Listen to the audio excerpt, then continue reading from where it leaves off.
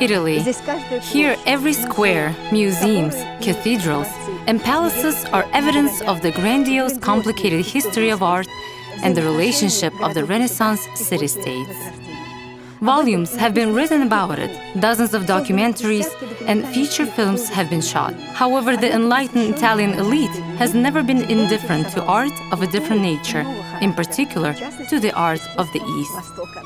A distant land full of unexplored exotics could not but arouse interest and attract travelers and collectors to the East.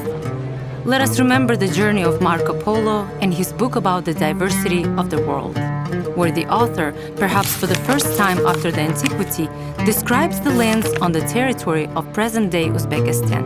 Marco Polo's itinerary went through Urgench and Khiva, Bukhara and Shahrisabz, and finally through the capital of the medieval empire of Amir Timur, Samarkand. But actually, Islamic art and architecture is quite present in the Italian territory, from south to north, from Palermo to Venice. And there are geographical, cultural, and historical reasons for this. Italy has always been intertwined with the East. Back in the 13th century, the most famous book in the history of world medicine, Kitab al-Qanun fi Tib, the Canon of Medicine, by Abu Ali ibn Sina, Avicenna, was first translated into Latin in Italy. The translator was Gerard of Cremona, named so after the place where he was born. When the printing press was invented, Avicenna's canon became the second printed book after the Bible. The great Dante wrote about the great healer and thinker from the East in his Divine Comedy, and Leonardo da Vinci in his anatomical codexes. We begin our research into Uzbekistan's heritage here in Rome from the Museum of Civilization, which includes the National Museum of Oriental Art named after Giuseppe Tucci, the biggest Orientalist who studied the politics and culture of a territory as large as that extending from the Middle to the Far East. It was Giuseppe Tucci who came up with the idea of creating an Uzbek-Italian archaeological expedition which worked for many years on ancient archaeological sites in Uzbekistan. The museum opened in 1958 and its first exhibition was titled The Art of the East. Artifacts from Buddhist stupas were displayed. Currently, works of art from almost all over the Islamic world, from the Middle East to Central and Southeast Asia, are stored at the museum. Its collection covers the period from the 4th millennium BC to the modernity of Asian countries.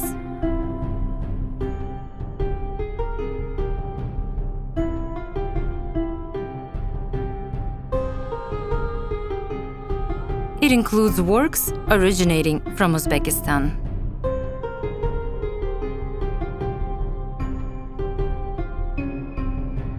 These objects came from the legacy of the widow of Giuseppe Tucci, Mrs. Francesca Bonardi. When she died in 2014, she leave her collection to the museum, and then we see these objects. The Bonardi collection contained more than 2,000 works from Asian countries. Among them were items of traditional Uzbek jewelry. They were mainly purchased in the markets of Kabul and Ghazni in the middle of the 20th century. Museum researchers defined the small collection as extremely valuable. The Tillakosh tiara is dated to the early 20th century. The museum's collection also features the traditional Suzanese of the second half of the 19th century. The experts of the museum identified this example embroidered with ornamental floral motifs as a Nurata embroidery. The Legacy of Uzbekistan collection at the Giuseppe Tucci Museum also contains wonderful ceramic examples. Deep manganese black paints shimmer on creamy slip coated with colorless lead glaze.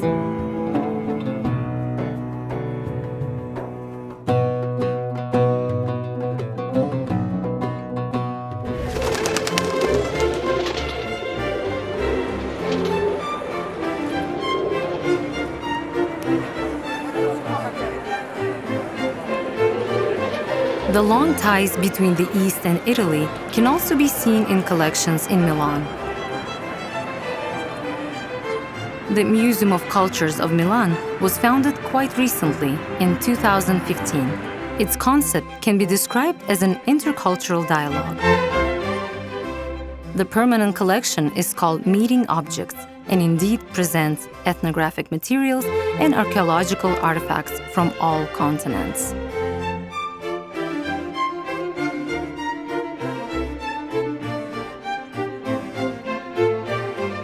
More than 9,000 works of art are stored in the museum's depositories. In the depositories, we had the opportunity to acquaint ourselves with some of the works from Uzbekistan.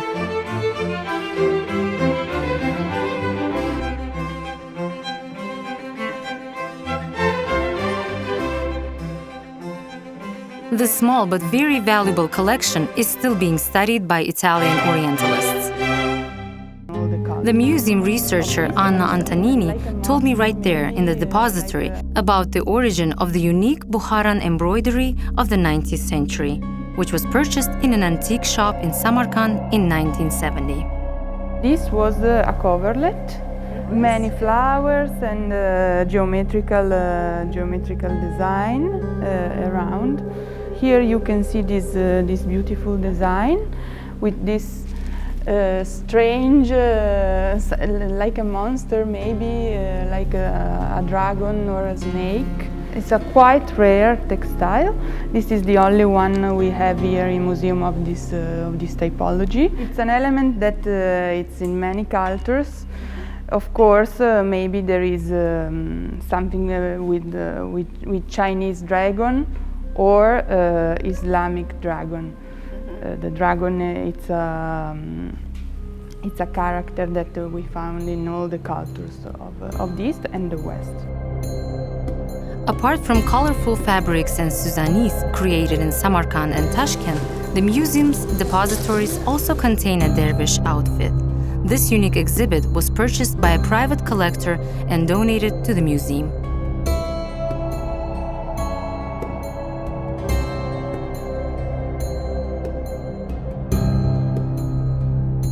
Thanks to private collectors, public exhibitions of non-European artifacts, as they're called here, have been held since the early 17th century.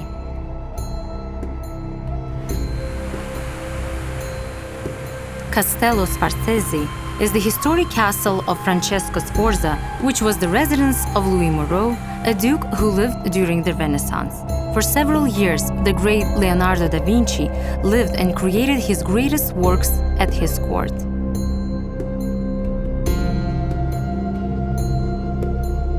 A museum was organized there in 1900. The works we have shown you today were exhibited initially in this museum.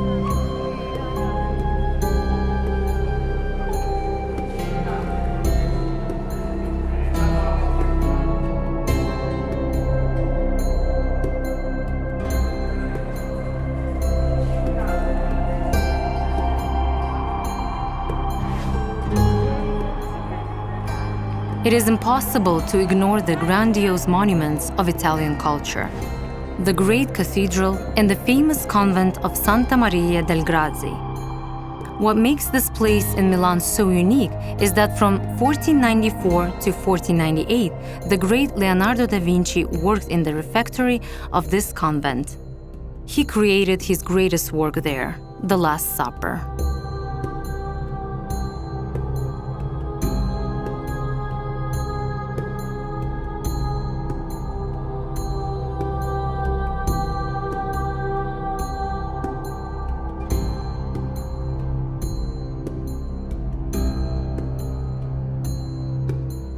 In the Renaissance period, you have the trade with the East. So cities like Florence would trade with Egypt or the Ottoman Empire. So what we call the international luxury trade. So goods like silks, fabrics, glasses, porcelain would come from far lands like China, like Uzbekistan, like Turkey, Persia. The items of decorative and applied art created in the ancient cities of Uzbekistan, kept here in Italy both in the State Museum and private collections, and are of a very high artistic quality. This testifies to the exquisite taste of researchers and collectors who have gathered these works. This fully applies to the private collection of Alberto Levi. This is one of the largest collections of Uzbek textiles in Italy. The centuries-old history of the Levi family is behind each of these works.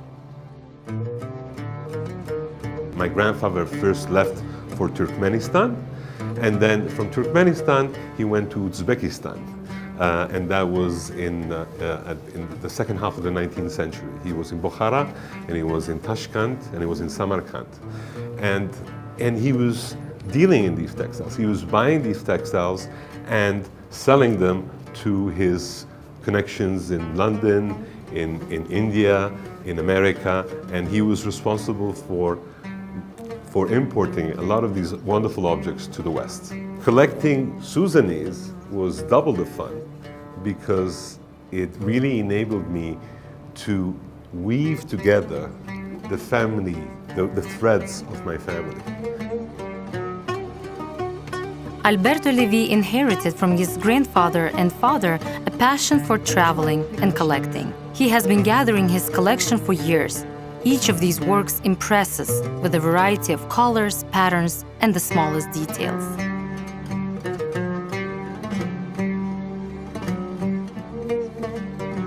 Traditional Sudanese from Shahrisabz and Nurata, Takyapush and Ruijo from Bukhara, numerous joinomozes and gulkurpa, created by embroideresses from Tashkent, are works of the highest class.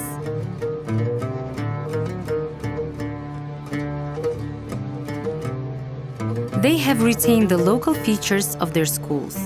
They show that over centuries, a system of artistic criteria and canons has been created in the art of textile production, filled with deep philosophical meaning, sacred images, and poetic symbols.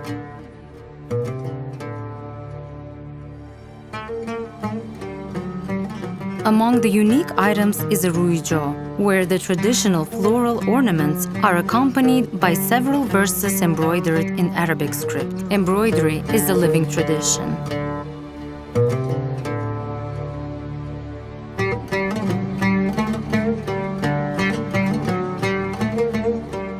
These soft shades of red and pink were obtained by treating the threads with natural dyes: madder roots, mallow flowers, and pomegranate peel, saffron, and onion peel. Indigo was used to obtain the blue color. The threads were dyed in urban workshops. I understood that here we are with a family legacy topic that is very interesting. And so I had this great chance to know, to study and research on these great textiles.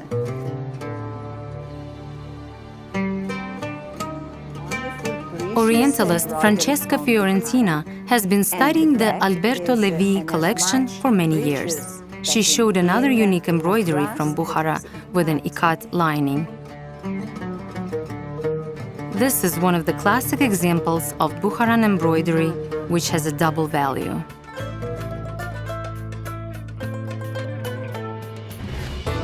The richest collections of Uzbek textiles are also owned by the Antonio Ratti Foundation, one of the outstanding patrons of an international level.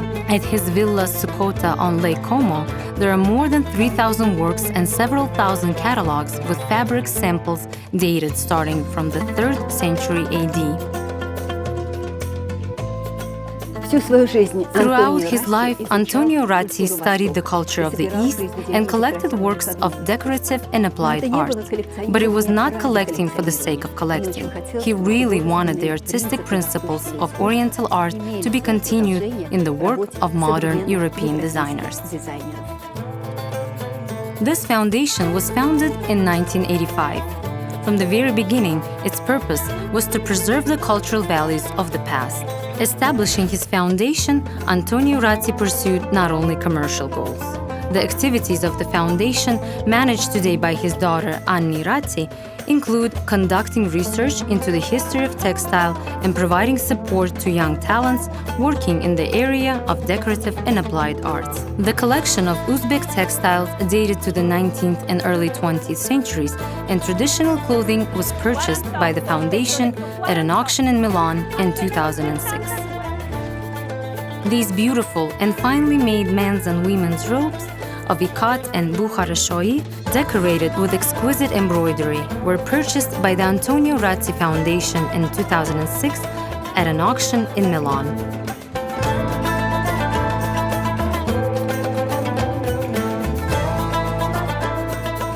One of our job is conservation. So all the items are we conserve this collection in our caveau. We can go in, so I can show you. And this is our second ward, you know. This is the storage, and all the collection is in boxes here. And the storage is with temperature control. We have this machine, so temperature control, humidity control, and light control. They are very in a wonderful situation.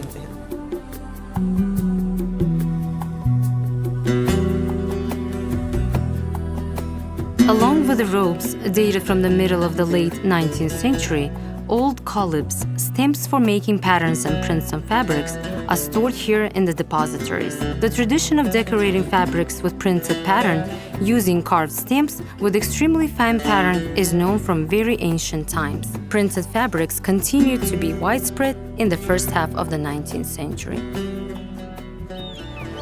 After the Antonio Ratti Foundation in Como, the project's filming crew continued their acquaintance with the heritage of Uzbekistan in Turin.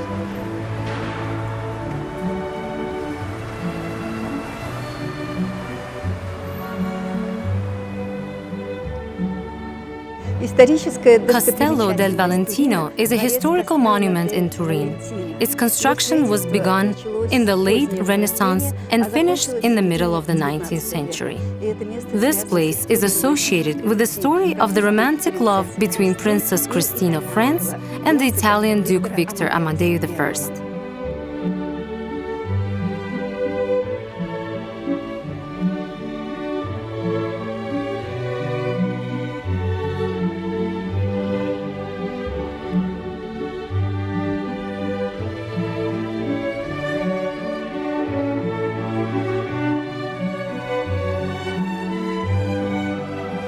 Today, it houses two faculties of the famous University of Turin, the Faculty of Architecture and Design and the Faculty of Urban Development.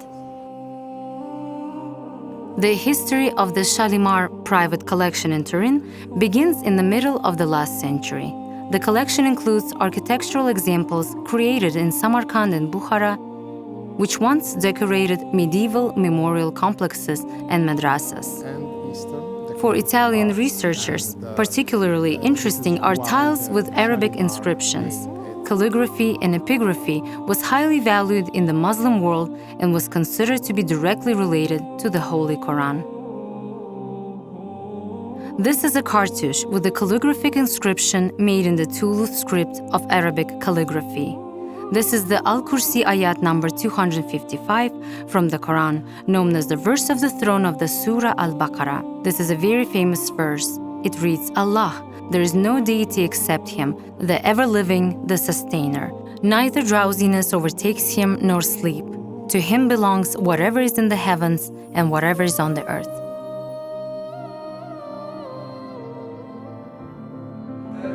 All are respondents, most outstanding Italian Orientalists, creators of the book album about the legacy of Uzbekistan in Italy, for the first time took part in the 6th Congress Cultural Legacy of Uzbekistan, the foundation of a new Renaissance, which was held in Samarkand.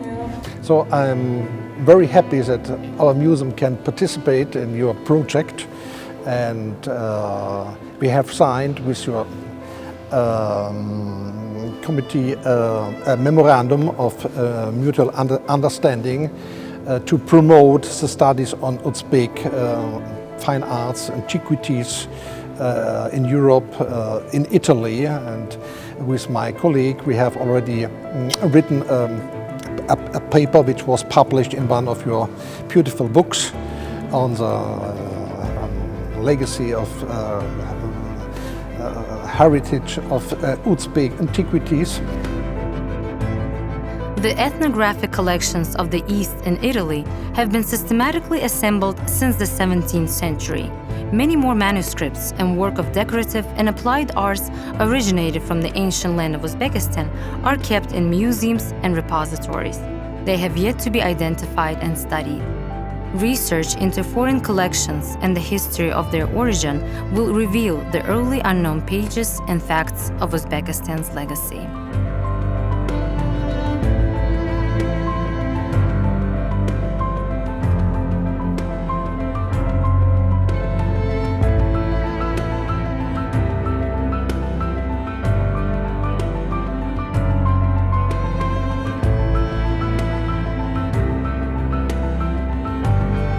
This was the Cultural Legacy of Uzbekistan in World Collections project.